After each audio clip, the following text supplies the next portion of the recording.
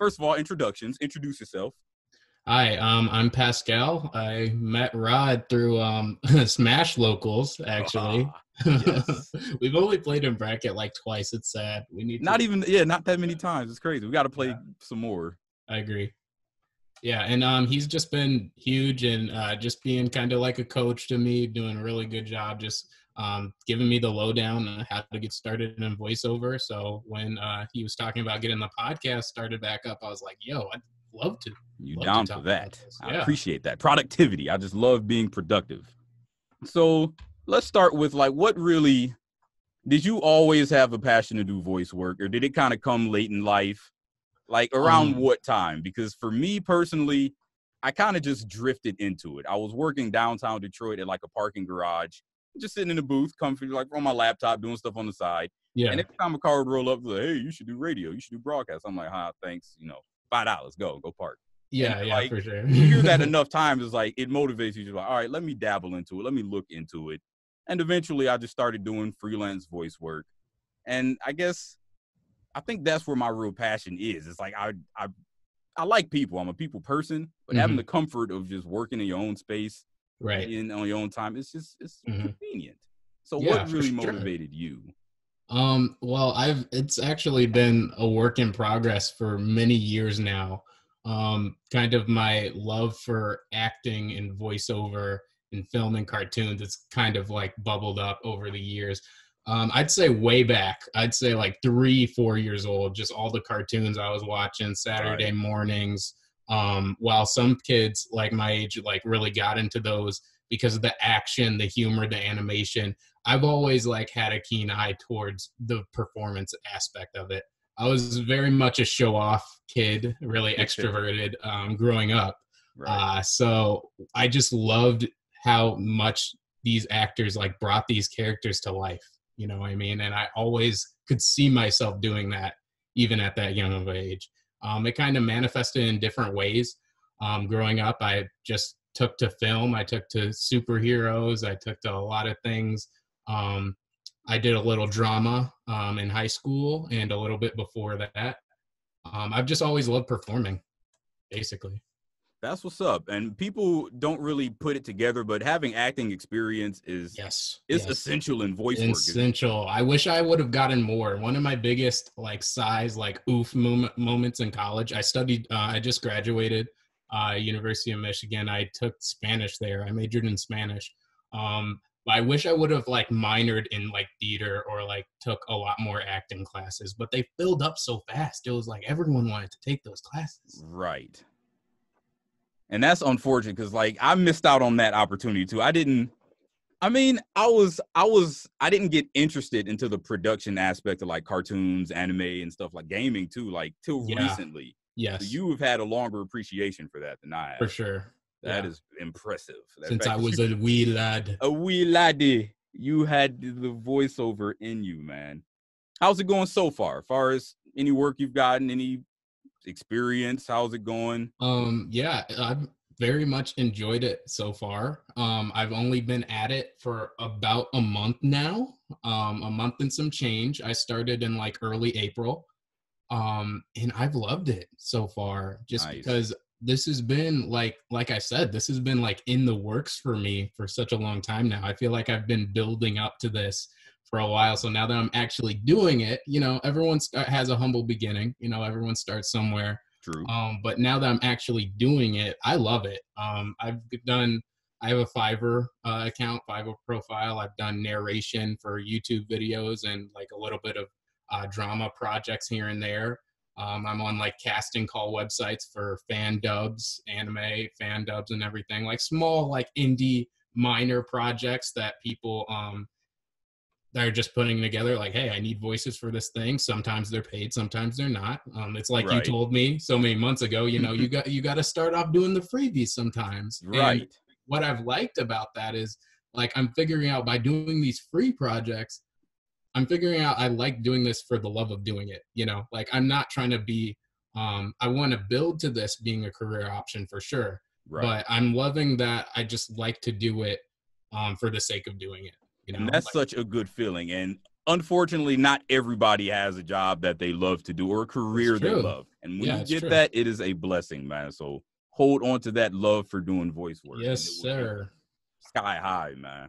For sure. As far as your home studio, like how did you consider it a big invest? Because I was going over with like the prices of things for you, all the stuff you have to buy, like mic, stuff like that. How that was a trip. It was, because you learn all the stuff that goes behind it. Right. And like, for the most part, it's the equipment that matters. It's not necessarily you having this star voice or whatever. It's like your equipment, your ability to produce quality, clean work. Right, for sure. So my first draft of a home studio, I'm literally like recording this in my closet. You always got to start somewhere. I have like towels and clothes to just kind of help dampen the sound as best I can. I don't know how my quality is picking up right now, but hopefully there's not like an abundance of echo and stuff like that. It's pretty clear for me, and even Zoom is crazy that it has the ability to record each of our audio tracks separately, so I can do all the editing and post mix later. But it sounds clear. Okay, that's good. Got good quality, baby. That's good to hear. Yes. Oh my goodness, it was a trip and a half. The week I was actually sat down, because I've been saying for years now, like, I want to do voiceover and voices, and obviously, like, the first step is like actually buying a mic, like getting equipment. Yes. I've been saying that for years now, but quarantine is just like, okay, now you actually have to do this. So I sat down on Amazon, and I was kind of surprised, like, how much research there was involved with. It was about 4 hours on Amazon. I was just doing reviews, YouTube videos, Facebook forums, just scouring the internet for any information, like what is the best beginner mic, So I was on Amazon and I saw this pretty cool kit for $90. It was like a USB and a pop filter and headphones. Nice. And I was like, and I actually bought it. And then I watch more YouTube videos, and I found this one, like how to be an online voice actor video. And he was like, basically, he just roasted people that bought USBs who were trying to do it seriously. Like, man, I had everybody had the USB mic at one point, man. Yeah. But I figured what I decided then after I watched that video was, I do want to do this for fun and a hobby, but I do take this seriously. I do eventually want this to be a legit career option for me. So if I'm going to get jobs or not, I told myself I'm going to get jobs. I don't want it to be for a lack of equipment. So what I did was I returned the USB soon as I returned the USB. I took a little bit more out of savings. It kind of hurt, but I just bit the bullet. I took it out of savings. It's an investment. Like, keyword, XLR. Baby. I was like, we're going to do an XLR. We're going to get the audio box. We're going to get the stand. And I'm so much more happy I did that now, because I feel like this is a very good beginner equipment. Right. And as you work through your you'll hear the difference between those mics with those headphones on. You can hear so much. Oh, yeah. Yeah. I'm glad I did that. It was definitely worth it. Trust me. I'm glad you did that too. Because even I started off with like a couple garbage USB mics. For sure. As far as like back when I was doing the YouTube narration. But then once I kind of leveled up, I had to like, all right, let me boost my equipment. Let me I got some paid gigs. Let me invest.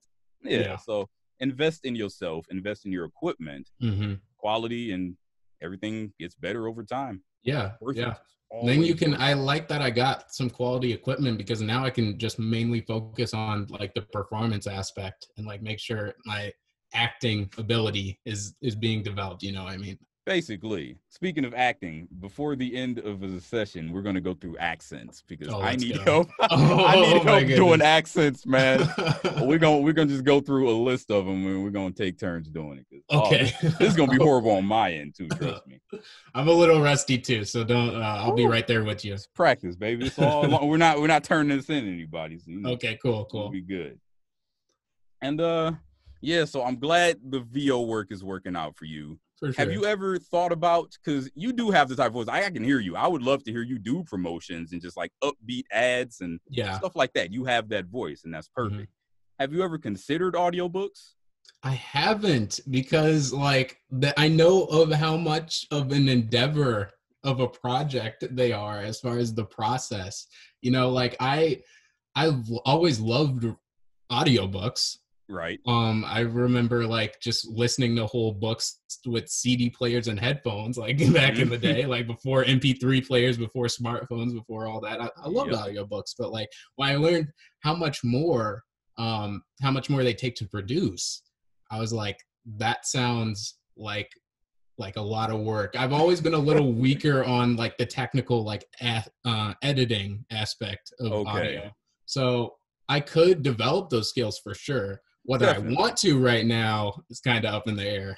I feel you because yeah, I went into it with the same idea. I did not realize like it's a full blown production. It's almost Right, it's like an audible movie, like an audio movie. right, right. It's a full story. You have characters, Sound music, effects. sound effect. Like Yeah. it's a full blown production.